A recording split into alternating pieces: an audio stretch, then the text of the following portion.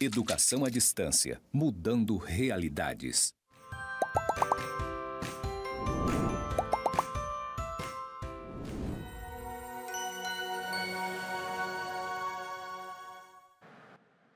Olá pessoal, tudo bom? Quem está falando é o professor Reaz Almeida. Vou fazer uma audiodescrição. Estou com uma blusa azul, com uma calça azul escura, um sapato preto, ao fundo um painel branco com pontas ligadas cinza, ao meu lado esquerdo EAD mudando realidades. Vou ministrar a disciplina de Gestão de Processos Educacionais. Estou no Instituto Federal de Rondônia, em Porto Velho.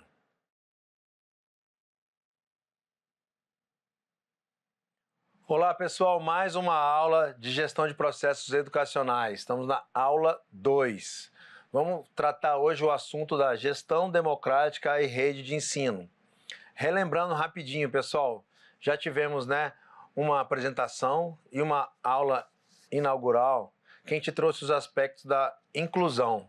Falamos muito sobre TDAH, TEA, alunos e professores e corpo diretivo que tem como ponto principal estar nessa gestão democrática, ou seja, todo mundo trazendo a educação inclusiva para dentro de sala de aula, ok? Então a gente está trazendo esse elemento para essa disciplina. Vamos lá então, pessoal? Gestão democrática e rede de ensino. O que é importante a gente saber? É fundamental que haja uma articulação entre a rede de ensino. Então, o que é uma rede de ensino, pessoal? Vamos dar um exemplo aqui dos institutos federais no Brasil todo. Então, existe o Instituto Federal em Rondônia, existe o Instituto Federal no Acre, no Rio de Janeiro, em Brasília, no Goiás, Em todos os estados existe um Instituto Federal, só que, como o próprio nome diz, ele é federal. E isso ele é uma rede de ensino. Então, o que talvez a gente faça aqui no Instituto Federal de Rondônia pode trazer um elemento padrão para outros institutos, por isso que se chama uma rede de ensino, Coisas que são boas, positivas, manual de boas práticas, projetos políticos pedagógicos, inclusivos, o que a gente está estudando aqui, ou seja, uma gestão educacional de boas práticas podem trazer outros elementos em outras instituições também, Então, é fundamental que haja essa articulação entre as redes para garantir que esses alunos, por exemplo, de transtorno de espectro autista, tenha, por exemplo, um suporte necessário. Então, como eu falei para vocês, detenho totalmente o conhecimento, mas a gente sabe que o espectro autista tem 3 suportes, suporte 1, 2 e 3. Então, estão tendo muitos alunos, como eu falei, muitos professores, muitos médicos, muitos diretores que estão com esse espectro que foi bastante aumentado nos últimos anos. Então, a realidade é a gente dar esse suporte através de uma gestão democrática. Então, democracia nada mais é do que você democratizar o ensino para todos, Ou seja, todos terem acesso da mesma forma, aquilo que a gente sempre está falando. Os iguais igualmente, os desiguais desigualmente, Independente do nível ou a modalidade de ensino, que a gente estava falando, dá para fazer ensino de qualidade presencial, inclusivo? Sim. Dá para fazer online também, presencial, como a gente estava falando, dá para fazer uma sala, de sensibilização para que esses alunos, professores, diretores, se encontrem lá e não esteja tanta iluminação, tanto barulho, para dar aquela baixada, dar aquela descompensada e tudo, No EAD, como eu falei, dá para a gente parar alguma aula e dar aquele momento de pessoal, em casa, apagar as luzes, ficar naquele momento concentrado e tudo, Porque, como a gente falou, os alunos aí de TEA, eles têm, muitos que têm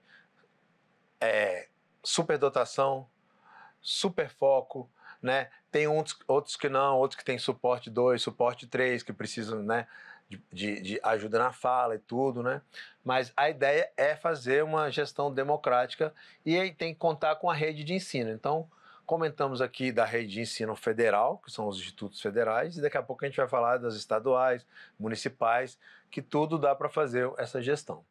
Beleza? Então, o que mais inclui isso, pessoal? A oferta de sala de recursos multifuncionais, como eu falei no presencial.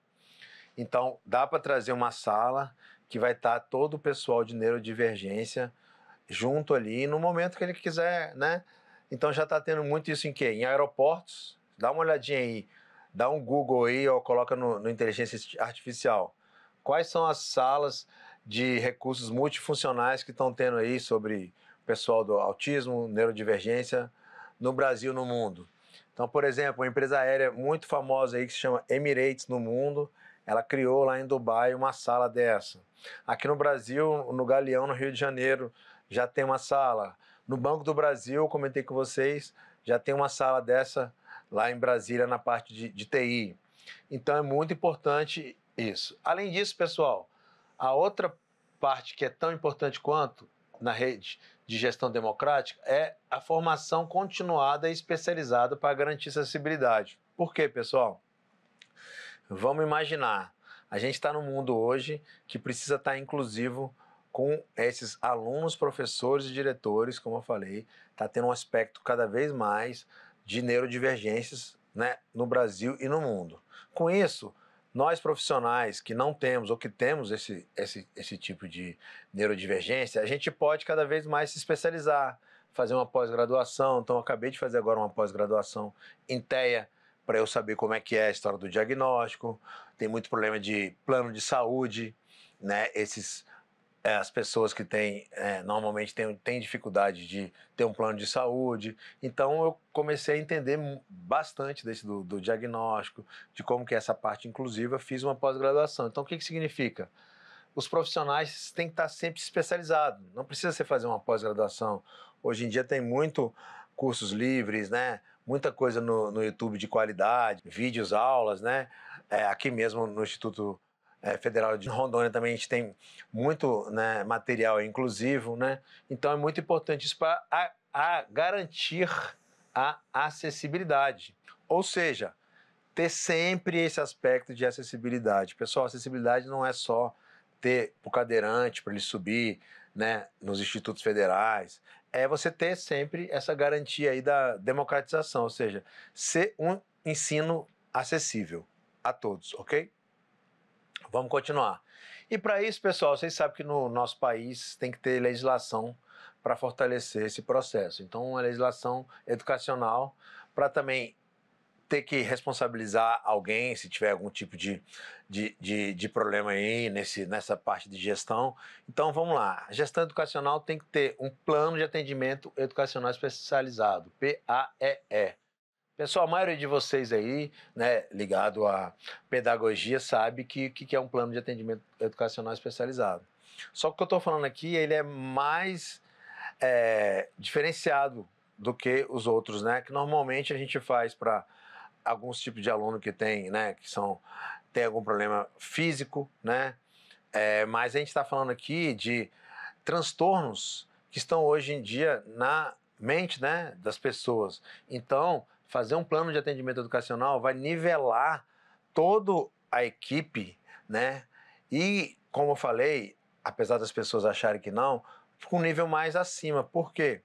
Porque vai estar dando ao professor um ensino mais de qualidade, mais inclusivo, mais detalhado, mais aprofundado, do que sair empurrando aquele monte de matéria, talvez, e os alunos, né, não consigam acompanhar. Então, um plano de atendimento é muito importante para, né, a gente indicar as responsabilidades. Ou seja, quando o aluno, né, com, sei lá, TEA, suporte 3, chegar na escola, né, quem que vai atender ele? É o porteiro, vai levar ele até a sala. Então, por exemplo, no Instituto Federal do Rio de Janeiro, existe bolsas de estudo para as pessoas que querem, né, adote um colega neurodivergente.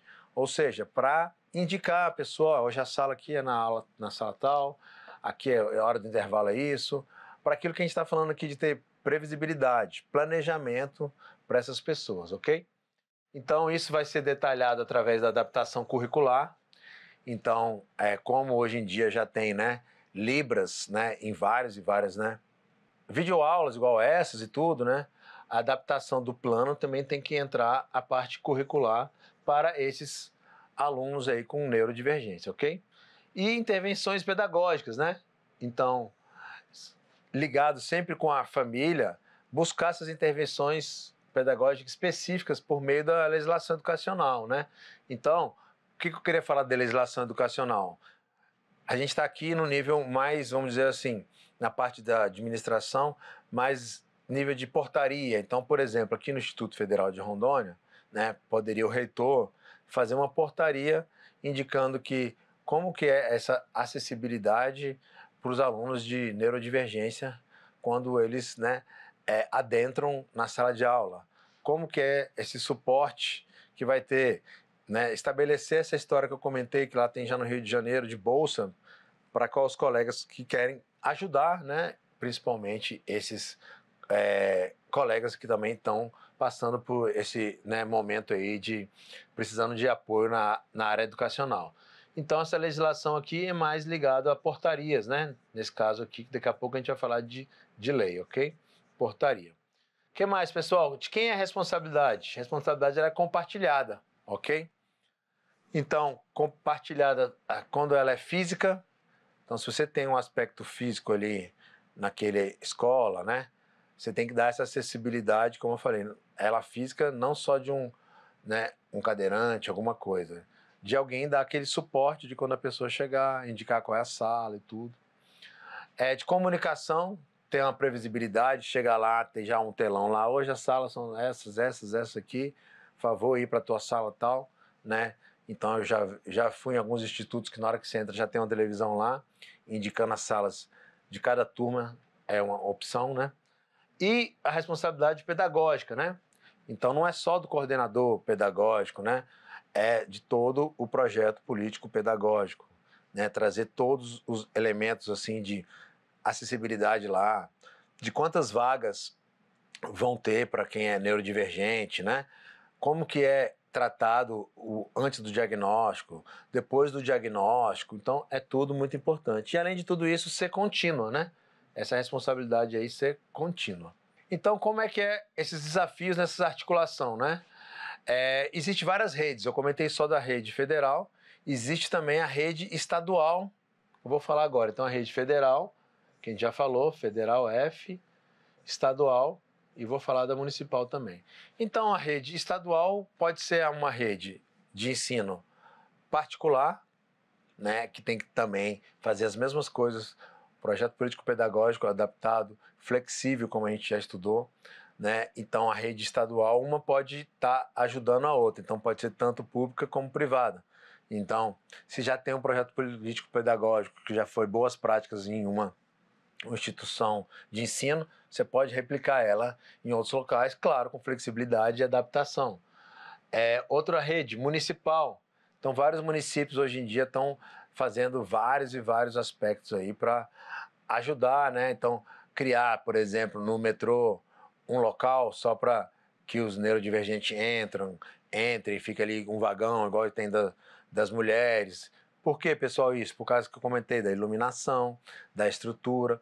Então, é muito importante essas diferentes redes se mobilizarem para criar esse aspecto aí, tanto na parte educacional como também fora, porque tudo que começa na educação, ela vai e reflete fora da educação também, né? Então, para a inclusão desses alunos, a articulação entre as redes federais, estaduais e municipais reconhece as diferentes fases de desenvolvimento. Então, por exemplo, né, pessoal, a rede federal de ensino tecnológico aqui, da educação tecnológica dos institutos federais, ela já está numa fase de desenvolvimento grande, ou seja, é uma rede já completamente consolidada aqui já no Brasil. Então, ela tem condições de replicar esses processos de gestão educacional para um instituto, outro tem como replicar. Já o estadual, por exemplo, as universidades estaduais, talvez elas não tenham condição de fazer essa replicação, porque são realidades diferentes, né? Apesar de ser municípios ou estados diferentes também, a rede de ensino dos institutos federais também são em outros estados também, em outros municípios, só que já tem um padrão já há um bom tempo, né? Essa fase de desenvolvimento e os objetivos de aprendizagem de cada etapa também é importante. Por que isso, pessoal? Exemplo, existe um mapa do autismo, queria que vocês olhassem aí no Google, tem um mapa do autismo que já está buscando onde que tem mais autista, né? Então, um dos neurodivergentes, né, são a parte do autista, já estão aí fazendo esse mapeamento para saber, tem mais na região sul, sudeste, no município tal. Então, isso ajuda muito nesses desafios dessa articulação das redes, ok? A legislação é tão importante que eu queria falar agora sobre a Política Nacional de Educação Especial. Então, através dessa política nacional, que você consegue trazer esses elementos, essa gestão aí nos processos educacionais, né? Então, o decreto de 2020 institui a Política Nacional de Educação Especial, equitativa, inclusiva e com aprendizado ao longo da vida, pessoal. Então, não adianta a gente só pensar na sala de aula, naquele período que o aluno vai estar lá, né, aprendendo, né? Por quê? O processo tem que ser ao longo da vida, é isso que diz a lei. E aí eu queria comentar uma coisa com vocês que está acontecendo das leis, né? O que está acontecendo? Né, vocês já devem ter estudado aí, quem não estudou também é muito tranquilo, né?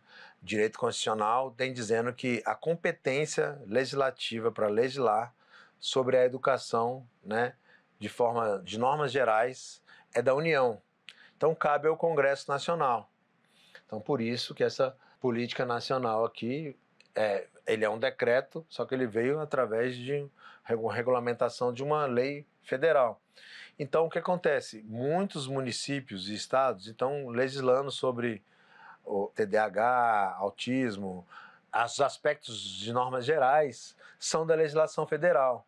Então, está acontecendo bastante inconstitucionalidade, tendo em vista essas criações desses normativos que não estão alinhados com essas políticas nacionais. Então, por isso que eu trouxe esse alinhamento aqui para todo mundo ter essa ciência, beleza? Estudo de caso, né? Adaptações curriculares. Então, como eu estava falando, se a gente conseguir implementar, por exemplo, aqui no Instituto Federal de Rondônia, essas adaptações curriculares inclusivas aí na gestão, né, desses processos educativos, a gente pode depois, né, em outro instituto, pegar esse modelo nosso e adaptar o currículo para a sua realidade, como eu falei. Fica um norte, mas não precisa ser igual, um copia e cola, né, pessoal? O que mais? A metodologia, né? Ou seja, ter estudos de caso de metodologia, fazer seminário, fazer uma educação continuada sobre o tema, congresso todo ano, né? Fazer uma mobilização muito grande. Avaliação de cada um desses contextos, ou seja, todo ano tem uma avaliação de como que foi feito. Esse ano a gente fez isso, como eu falei para vocês, né? Lá no Instituto Federal do Rio de Janeiro, foi feito essa parte aí de uma bolsa para um colega ajudar o outro.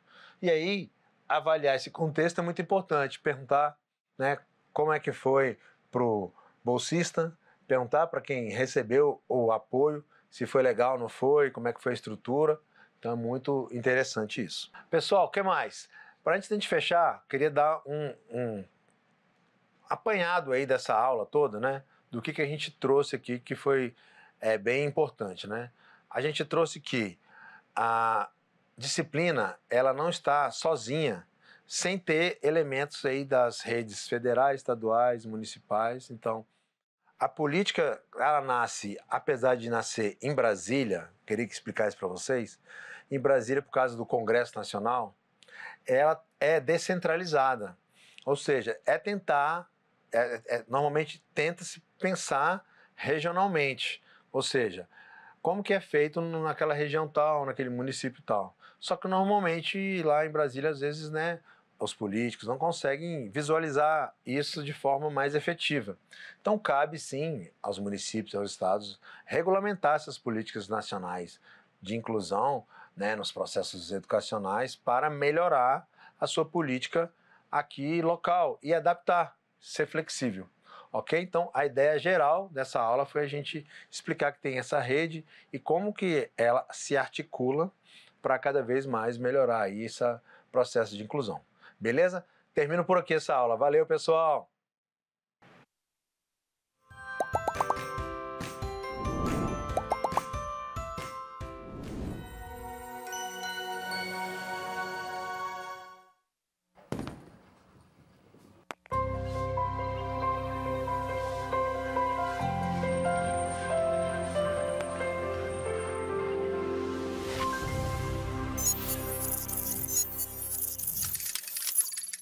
Educação à distância, mudando realidades.